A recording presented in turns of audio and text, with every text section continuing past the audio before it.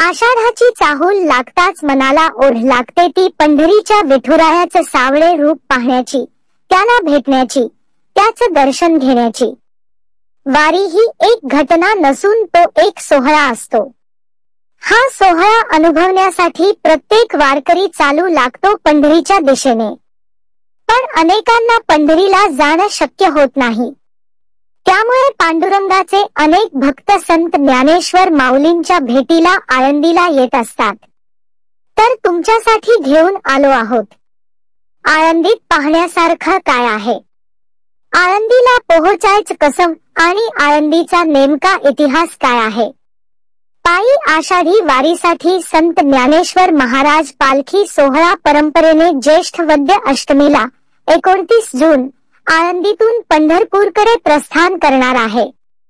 सोहळा 16 जुलैला पंढरीत पोहोचणार असून मुख्य आषाढी एकादशी 17 जुलैला आहे। वारकरी संप्रदायात आळंदीला मोठे महत्त्व आहे। आळंदी हे शहर इंद्रायणी नदीच्या तीरावर वसलेले आहे। ज्ञानेश्वरांनी वयाच्या 21व्या वर्षी येथे 1218 साली समाधी घेतली। त्या जागी एक सुंदर समाधी मंदिर बांधण्यात आले। आषाढ महिन्यातील एकादशीला आळंदीहून निघून पंढरपूरला ज्ञानेश्वरांची पालखी जाते। या पालखीसोबत लाखो वारकरी अंदाजे 216 किमी अंतर पायी चालत पंढरपूरला विठोबाच्या दर्शनासाठी जातात। तर आळंदीचा इतिहास काय आहे? चांगदेव नावाचे एक ज्येष्ठ योगी ज्ञानेश्वर महाराजांना भेटायला वाघावर बसून आले होते। त्यावेळी ज्ञानेश्वर आपल्या भावंडांसमवेत एका भिंतीवर बसून ऊस खात होते। चांगदेवाची भेट घेण्यासाठी ज्ञानेश्वरांनी त्या भिंतीला चालवत नेले अशी आख्यायिका आहे। ती भिंत आळंदीला आहे। तुम्हाला आळंदीला राहायचं असेल तर तिथं अनेक धर्मशाळा देखील उपलब्ध आहेत। तसेच इतर प्रेक्षणीय स्थळे देखील आहेत। त्यांना तुम्ही भेट देऊ शकता। आळंदीमधील धर्मशाळेच वेगळे वैशिष्ट्यपूर्ण कार्य म्हणजे वारकरी सांप्रदायिक धार्मिक शिक्षणासाठी आलेल्या शिकाऊ विद्यार्थी वर्गाला शिक्षणासाठी विनामूल्य सोय करणे।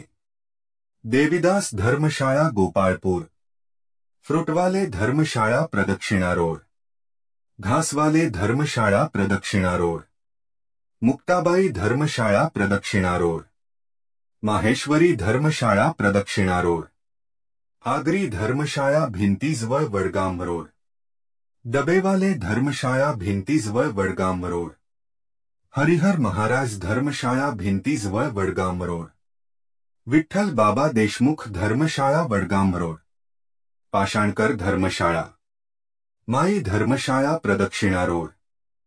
आळंदीचे महत्त्व कथन करणारी संस्कृत आणि मराठीमध्ये प्रत्येकी 2 महात्म्ये आहेत।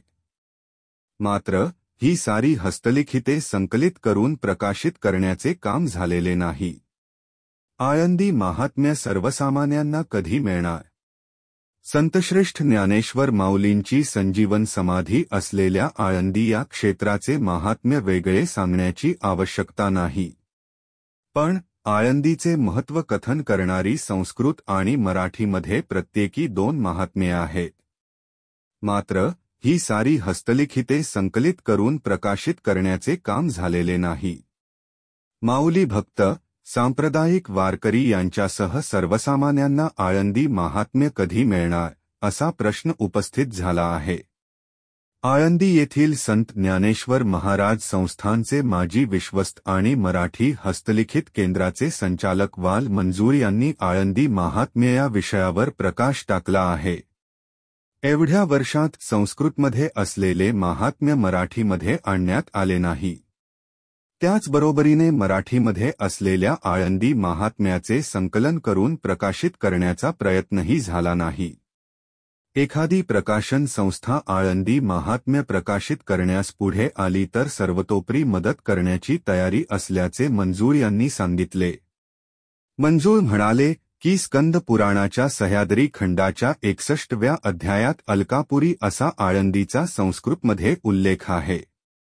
123 श्लोकांमध्ये अप्पा वैद्य यांनी 1856 मध्ये संक्षिप्त स्वरूपामध्ये लिहिलेले 11 पृष्ठांचे हे हस्तलिखित भारत इतिहास संशोधक मंडळामध्ये पोथीरूपामध्ये आहे. या हस्तलिखिताचा अभ्यास करून रशिया येथील संशोधिका डॉक्टर इरिना ग्लुश्कोव्हा यांनी मॉस्को ओरिएंटल संस्थेमध्ये प्रबंध सादर केला होता. भांडारकर प्राच्यविद्या संशोधन संस्थेच्या वार्षिकांकामध्येही त्यांनी या विषयावर लेखन केले होते. अलका महात्म्य नावाचे दुसरे हस्तलिखितही भारत इतिहास संशोधक मंडळामध्ये आहे. यामध्ये 46 पाने असून संतकवी बालमुकुंद केसरी या ग्रंथाचे लेखक आहेत. एकूण श्लोकसंख्या 133 असून यामध्ये आळंदीचा उल्लेख आनंदवनलकावतियलका या नावाने आहे. तर इंद्रायणी नदीचा कौबेरास्य महानदी म्हणजे कुबेरगंगा असा उल्लेख आहे.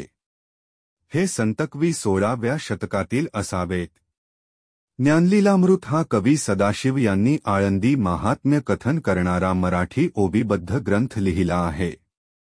हे हस्तलिखित आळंदीकरांनी बाप्रखुमादेवीवरू मासिकाकडे प्रसिद्धीसाठी दिले होते. त्यातील बराचसा भाग मासिकातून क्रमशः प्रसिद्धही झाला होता. मात्र वारकरी सांप्रदायिक आणि ज्ञानेश्वर भक्तांना ग्रंथरूपात अद्यापही मिळालेला नाही. या ग्रंथाचे संक्षेप रूपांतर चित्रशाळा प्रेसने नोव्हेंबर 1965 मध्ये प्रसिद्ध केले होते. सुमारे 200 वर्षांपूर्वी कीर्तनकार सदानंदबुवा कुलकर्णी यांनी आमची आळंदी हा ओबीबद्ध ग्रंथ लिहिला होता. यामध्ये 18 अध्याय असून सुमारे 200 ओव्यांचा समावेश आहे. हे हस्तलिखित इरिना ग्लुश्कोव्हा यांनी पाहिले होते. या ग्रंथाची हाताने लिहिलेली नकल प्रत डॉक्टर राचिंग ढेरे यांच्या संग्रहातून मराठी हस्तलिखित केंद्राकडे आहे. पालखी सोहळा सुरू होत असताना आषाढी एकादशीपूर्वी समग्र आळंदी महात्म्य वारक्यांच्या हाती मिळावे यासाठी प्रयत्न होणे गरजेचे आहे, याकडेही मंजूर यांनी लक्ष वेधले.